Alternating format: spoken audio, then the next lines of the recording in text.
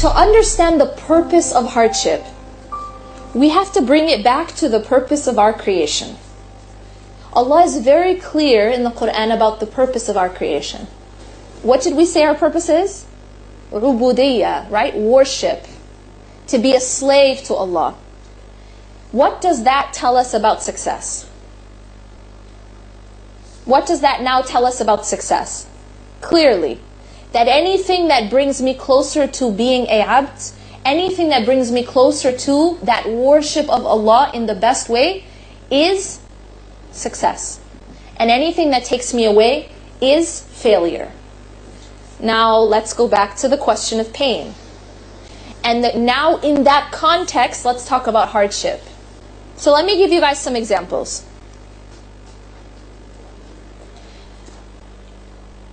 We talked about this in the other session. Loss.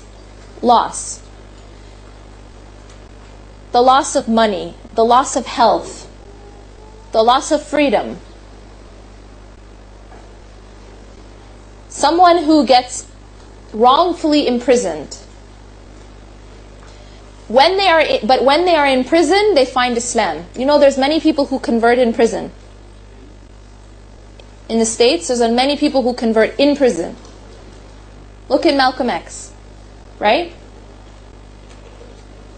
He lost his freedom. But what did he get? So that loss, that hardship, was it bringing him closer to success or failure? Success. And therefore, was it something good for him or bad for him? Good for him.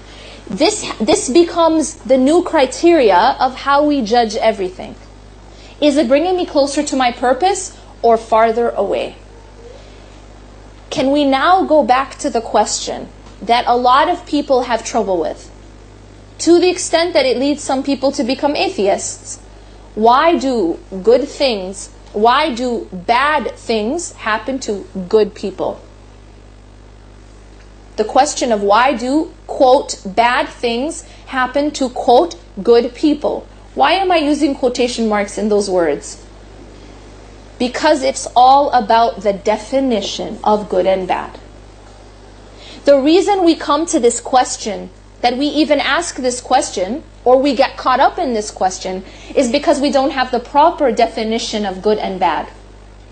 I will argue to you that bad things never happen to good people. Bad things never happen to good people.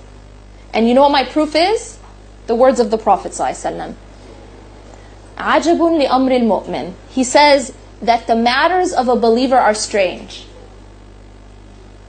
أَمْرُهُ كُلُّ خَيْرٍ. All of his matters are khair, are good. So you see what the Prophet ﷺ is saying? He's saying only good things happen to good people. Bad things never happen to good people. That's our answer. The question is that the problem is that you have defined good and bad wrongly, because you have defined good and bad based on your dunya definition. And if your dunya, if your goal is dunya, then you have the wrong definition. Anything that brings me closer to dunya, I consider good. So getting money is always good. Even if it takes me away from Allah, it's considered good. Getting away from dunya, it's considered bad. Even if it brings me closer to Allah, you see, the problem is, which is your definition of good and bad? And that is based on what is your ultimate goal and what is your purpose.